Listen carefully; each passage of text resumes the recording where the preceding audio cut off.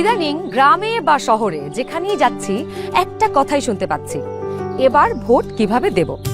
এবার নাকি একদিনে 2 ভোট, তার মানে ভোট সেন্টার 2 বার যেতে হবে, 2 বার লাইনে দাঁড়াতে হবে। Lot of confusion. কিন্তু এই সব কিছু নিয়ে আপনার যাবতীয় দুশ্চিন্তা আজ দূর হয়ে যাবে। চলুন দেখি আগামী ত্রয়োদশ জাতীয় সংসদ নির্বাচন এবং গণভোটের দিন আমরা কিভাবে ভোট দেব।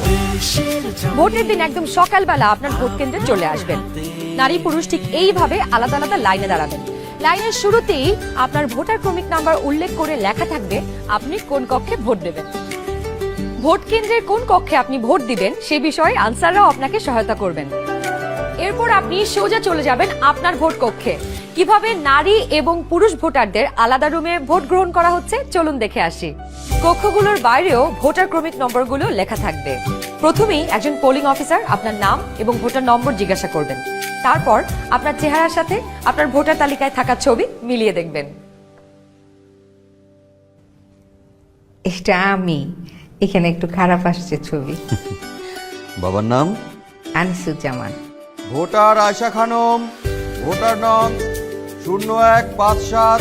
প্রথম পোলিং অফিসার আপনার নাম এবং ভোটারের ক্রমিক নম্বর জোরে উচ্চারণ করবেন, যেন কক্ষে থাকা সহকারী প্রিজাইডিং অফিসার এবং পোলিং এজেন্টরা শুনতে পারেন। এরপর দ্বিতীয় পোলিং অফিসার আপনার আঙুলে অমোচনীয় কালি লাগিয়ে দেবেন। তারপর আপনি চলে যাবেন সহকারী প্রিজাইডিং অফিসারের টেবিলে। প্রিজাইডিং অফিসার আপনার ভোটার নাম্বার লিখে আপনাকে 2টো ব্যালট পেপার দেবেন। জানি এবার গণভোটের জন্য গোলাপি ব্যালট আর সংসদ সদস্য নির্বাচনের জন্য সাদা কালো ব্যালট। বাহ!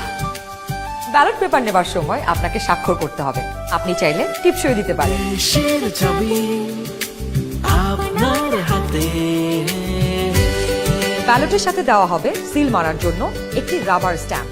আপনি 2টি ব্যালট এবং রাবার স্ট্যাম্প নিয়ে ভোট দেবার গোপন কক্ষে যাবেন। এবার কিন্তু সময় বাঁচানোর জন্য অনেক ভোট কেন্দ্রেই 2টো গোপন কক্ষ থাকবে, যাতে একই সময়ে 2জন ভোটার 2টো গোপন কক্ষে ভোট দিতে পারেন।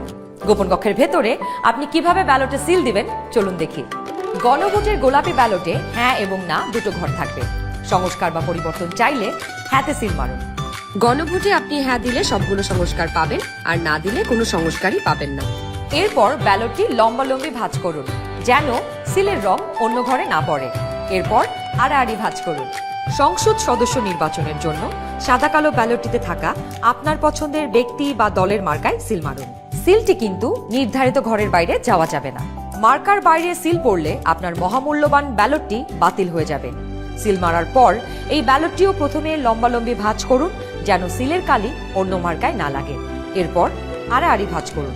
এবার গোপন কক্ষ থেকে বের হয়ে স্ট্যাম্পটি সহকারী প্রিজাইডিং অফিসারকে ফেরত দিন এবং একই ব্যালট বক্সে 2টি ব্যালট পেপার ফেলুন। ব্যাস, হয়ে গেল একদিনে 2 ভোট। একদম সহজ, তাই না? তাহলে নিশ্চিন্তে ভোটের দিন চলে আসুন আপনার ভোট কেন্দ্রে আর ভোট দিয়ে বুঝে নিন দেশের মালিকানা, দেশের চাবি আমাদের হাতে।